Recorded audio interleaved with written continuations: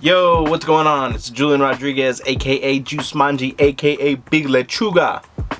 You are now watching The Pulse. Alright, starting off, as always, with sneakers. This week we got the Yeezy foams. We got the multicolored Jordan Futures, aka the Jordan Future Dallas Pens. He debuted them, I think, at SneakerCon or whatever that event was, but Yeezys, everybody's been saying they're super GR. Huge allocation, yada yada. Still, put in your footwork, or legwork, I should say. Footwork. I know all the House of Hoops and stores in my area are raffling them. Go get those tickets. Go get those tickets. And log on Saturday morning, and you should be good. Nike changed it from 2 to 1, but I'll touch on more on like the online tips. How I think you guys can score them online in Flourish Friday. But yeah, man, you got those foams. You got Jordan Futures, which I'm interested to see. I think people actually genuinely liked the last 2 releases, the Glow and the Infrareds, and we'll see if people are just going to buy this one in hopes of a high resale, or are people actually going to kind of fuck with them. I don't know. You know what? I'm not the big, as I've said before, I'm not the biggest fan of the shoe, but I'm a big fan of Jordan Brand branching out in other ways than in the past, where they did lifestyle shit, but all it was retros in like not common retro colors, your wines and browns and those kinds of colors. I'm happy to see them kind of branching out a little bit. I know they're doing that $400 kind of shoe to go after like the Balenciaga crowd. People that are into the high fashion brand sneakers. Am I crazy about it? Do I think it's a dope shoe? No, but again, do I think it'll be a fruitful thing for Jordan Brand? Not necessarily, but I'm glad that they're taking a chance, whereas they've been like just super, super predictable and conservative for the last few years. And you know me, I want Jordan Brand to do well. NBA playoffs start Saturday.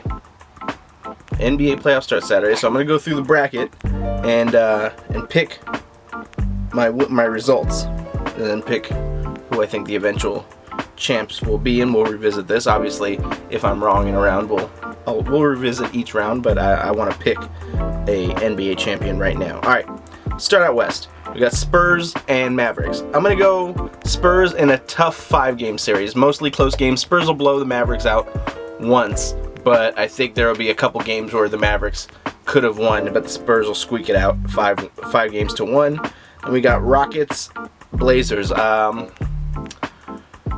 gonna go Rockets in 5. I think it's not a good matchup for the Blazers, and I just, the Rockets have a couple guys. Their 2 best players have both been to the finals, in Harden and Dwight Howard, and I think the Blazers are too green for my taste, so I'm gonna go Rockets in 5.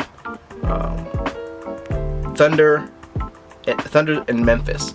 I'm gonna go 6. I think Memphis will take 2 because Memphis is just so tough, and they're just a bunch of guys who are just underrated.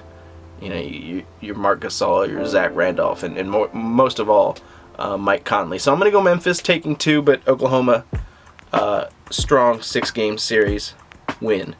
Clippers and Warriors. I'm gonna go Clippers in 5, and an easy 5 because without Bogut, I just think DeAndre and Griffin will run roughshod on the Warriors. It's gonna be ugly. All right. And it's tough because I really thought the Warriors had I thought they would come out of the West this year at the beginning of the season with the acquisitions they made, and I thought Mark Jackson would only grow as a coach, and I feel like he kind of took a step back this year as a coach, and it just hasn't quite come together for them. So, what do I know? All right, in the East, first round in the East, we'll go.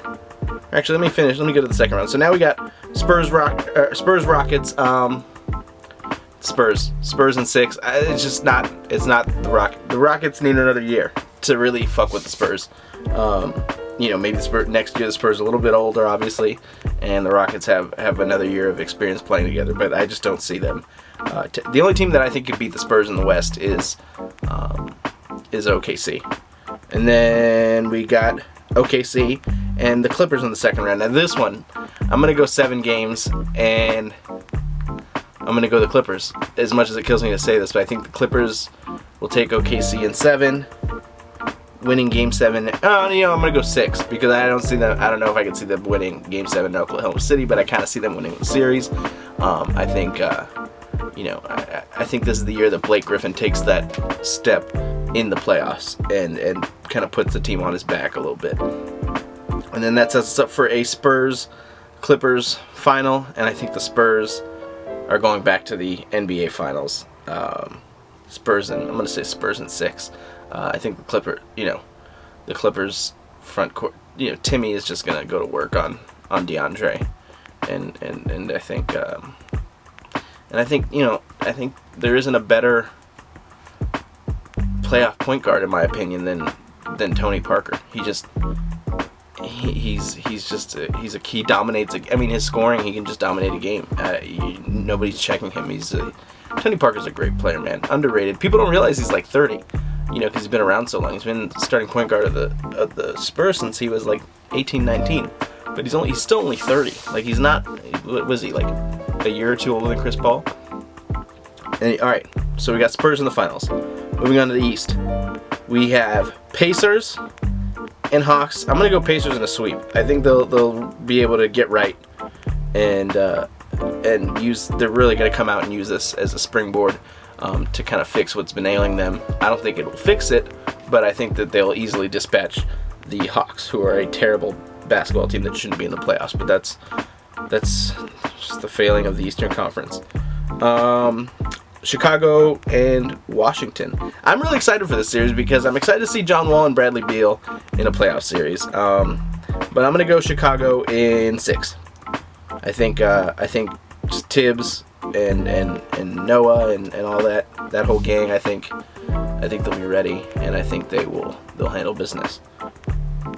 Miami and the Bobcats. Miami in 5. Miami will give a game away because they'll probably let Wade take some time off or something like that. They're coasting until they get to the Eastern Conference Finals, or they're coasting to the Eastern Conference Finals. All right, the 3-6 matchup, Raptors and Brooklyn. Ooh, that's a tough one because I feel like Brooklyn, they finished the second half of the season really strong, but this Raptors team's kind of dope. Like, they're not. You can't really sleep on them, but I'm going to go Brooklyn. I'm going to go with them and their vets. They're built for the playoffs, which is such a cliche thing to say, but they are. So I'm going to go Brooklyn in 6. And then in the second round of the East, we got Pacers and Chicago. I'm going to go Pacers. I think they will, the series against Atlanta will give them enough time to get it together. I just, in a playoff setting, I don't see the Bulls having the firepower. Now, can they play defense to keep, the Pacers offense look pretty terrible, but I think you'll see David West and Paul George kind of rise to the occasion and get I trust David, basically, against with 2 great defensive teams, I trust David West and Paul George a lot more to get the buckets that matter than I trust anybody on the Bulls. And also Lance Stevenson is another guy who will pull a bucket, pull something crazy out of his ass. Pause. And I think take them past the Bulls. We got Miami and Brooklyn. Now that's a series I look forward to. But I'm gonna go Miami in 6, just on the strength of I think LeBron will do LeBron things.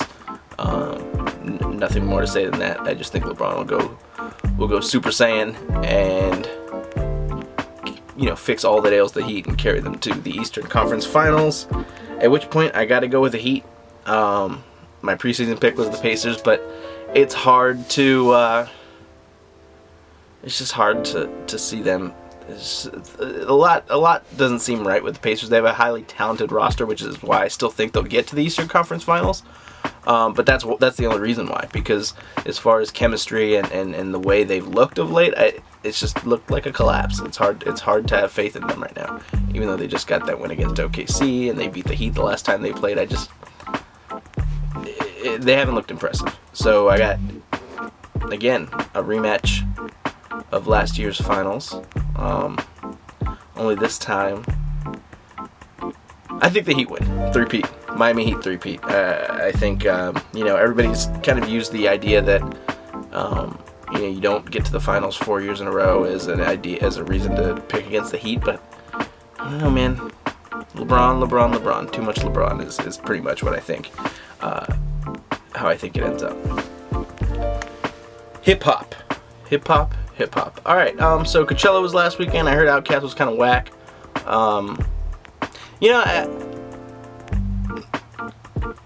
I feel like the hip hop acts always kind of leave something to be desired at Coachella. But I think that has a lot to do with the kind of crowd that's there. I'm not blaming the crowd.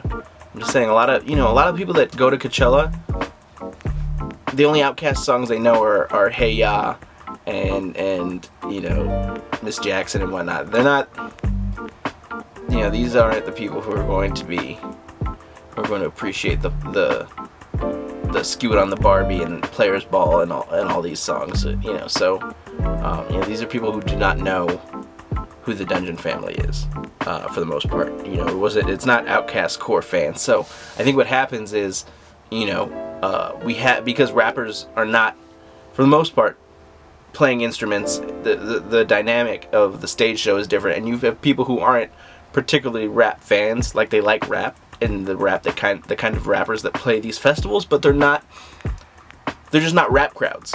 And so I think the dynamic is different and it just leaves something to be desired, which is unfortunate. But all the stuff, and Nas bring Jay-Z out and all this, whatever. I'm kind of, and this is kind of the main topic that I want to touch on in hip hop is, I think Jay-Z is officially washed. I think we can just go ahead and say this is coming from someone who had considered Jay-Z probably my favorite rapper for a long time. I have zero interest in anything Hov is doing. I feel like everything he does is reaching, is kind of, at this point it feels like there's no genuine anything behind what he's doing. I feel like a lot of it is just like deliberately an effort to stay up with the times, as opposed to it just being organically him just doing him. All the, like, I don't know, I still have the bad taste. I still have the bad taste of Magna Carta Holy Grail in my mouth. To me is a shitty album. And what made it even shittier was seeing the tour with Justin Timberlake, and I went to that concert, and Ho just looked tired. It just wasn't quite right. So I don't care that he was at Coachella. I know his Made in America, they announced today, him and the mayor of Los Angeles announced today that they're going to have his Made in America with Budweiser music festival. I've heard great things about the festival. So I'll check that out, because it's here. I don't have to go anywhere. I'll go there. I'll go check that out. But I'm not really. It's not because Jay-Z's name on it. It's because I've heard it's a good music festival. But I just don't. I think Hov is washed. I don't look forward to really anything. People talk about Watch the Throne 2, and I look forward to it because it's half of a Kanye album. I mean, look at how he showed up to Coachella. I mean, look at this picture. What is this? What is this? And I hated all the incessant Basquiat references on Magna Carta. I feel like it had more to do with him. The Basquiat references were shitty to me because they came off as him just referencing art that costs a lot of money, not actual work by the artist. So and I feel like I'm just kind of over it. Maybe I outgrew Jay-Z's music, but I don't think that's the case, because his old music still resonates with me. So let me know what you guys think. Do you guys think Jay-Z is washed? I do. I have little to no interest in his music these days, which is a bummer. I'm not happy about that, but it is what it is. Life goes on. I look forward to hearing what you guys think about all this. Tell me what you think about the playoffs, this weekend's releases, etc., etc. I will be hitting you guys off with the Flourish Friday video. Also, incoming videos of these bad boys and the Coves. Big shout out to Deftronic helping me out with the Coves. And I'll have videos for both those shoes this weekend.